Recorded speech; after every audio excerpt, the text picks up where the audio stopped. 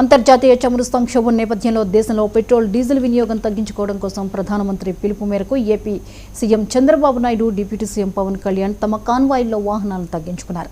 చంద్రబాబు కేవలం 4 వాహనాల్లోనే సచివాలయానికి వచ్చారు. మరోవైపు మంత్రి నారా లోకేష్ సైతం అదే బాటలో నడుస్తున్నారు. లోకేష్ కేవలం 2 వాహనాల్లోనే సెక్రటేరియట్కి వచ్చారు. మంత్రులందరూ కూడా ఒక్కో వాహనం మాత్రమే ఉపయోగిస్తున్నారు. ఇదే విషయానికి సంబంధించి మరింత సమాచారాన్ని రాష్ట్ర సచివాలయం నుంచి మా సీనియర్ కరెస్పాండెంట్ కొండరావు అందిస్తారు.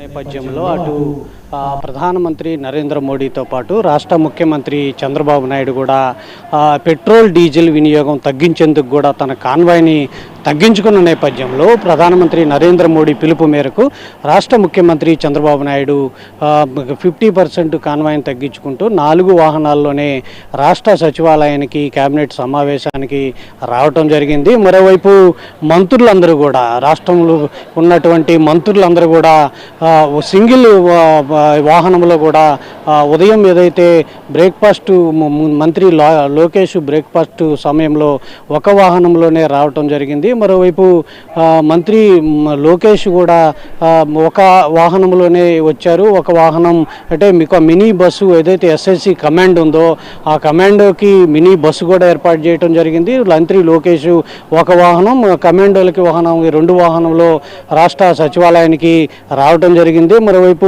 చంద్రబాబు నాయుడు కూడా ముఖ్యమంత్రి చంద్రబాబు నాయుడు కూడా 4 వాహనాలు కేవలం 4 వాహనాల్లో రాష్ట్ర సచివాలయం జరిగింది. మరోవైపు ఏదైతే ఉప ముఖ్యమంత్రి పవన్ కళ్యాణ్ కూడా కేవలం 2 వాహనాల్లోనే రాష్ట్ర సచివాలయానికి రావడం జరిగింది. ఎందుకు ఇవన్నీ అంటే ప్రధానమంత్రి నరేంద్ర మోడీ పిలుపు మేరకు రాష్ట్రంలో దేశంలో చమురు సంక్షోభం ఉన్న నేపథ్యంలో రాష్ట్రంలో అటు పెట్రోల్ డీజిల్ వినియోగం తగ్గించే విధంగా కూడా అడుగులు ముందుకేస్తున్న నేపథ్యంలో మంత్రులందరూ కూడా తన కాన్వాయ్ని తగ్గించుకొని తిరగాలంటూ కూడా చెప్పిన నేపథ్యం. ఇటు ముఖ్యమంత్రి నిన్న సాయంత్రం కూడా కీలక ప్రకటన చేశారు.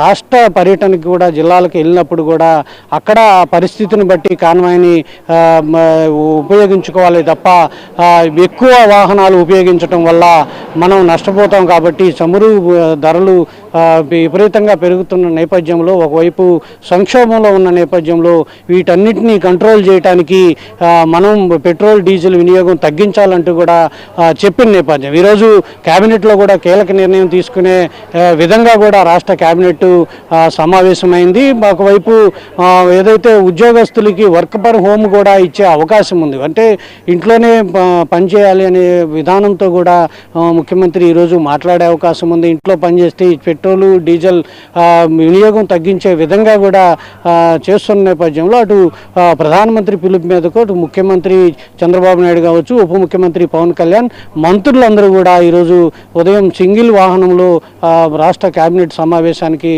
రావటం జరిగింది. ఇదంతా కూడా ఏదైతే పెట్రోల్ డీజిల్ వినియోగం తగ్గించే విధంగా ఈ కార్యక్రమాలన్నీ కూడా చేస్తున్నట్టు కూడా ముఖ్యమంత్రి ప్రకటించిన నేపథ్యంలో మంత్రులందరూ కూడా ఒక్కొక్క వాహనంలో రావటం చాలా ఇదిగా ఉండొచ్చు. మరోవైపు కాన్వాయ్ని తగ్గించుకొని 50% కాన్వాయ్ని తగ్గించుకొని అటు ఉప ముఖ్యమంత్రి చంద్రబాబు నాయుడు కూడా చేసిన నేపథ్యంలో ఈ పెట్రోల్ డీజిల్ వినియోగం తగ్గించే విధంగా కూడా రాష్ట్ర ప్రభుత్వం కీలక నిర్ణయం తీసుకునే విధంగా కూడా మరోవైపు ఈరోజు కేబినెట్ అనంతరం కావచ్చు, కేబినెట్లో కీలక నిర్ణయం అంటే ఉద్యోగస్తులు కూడా వర్క్ ఫ్రమ్ హోమ్ చేసే విధంగా కూడా ఒక ప్రయత్నం చేసే విధంగా కూడా ముఖ్యమంత్రి ఆలోచన ఉన్న నేపథ్యంలో ఈరోజు ప్రధానమంత్రి పిలుపు మేరకు ఈ కార్యక్రమం ఈ నిర్ణయాలు కూడా తీసుకున్నట్టు కూడా చెప్తున్న నేపథ్యం.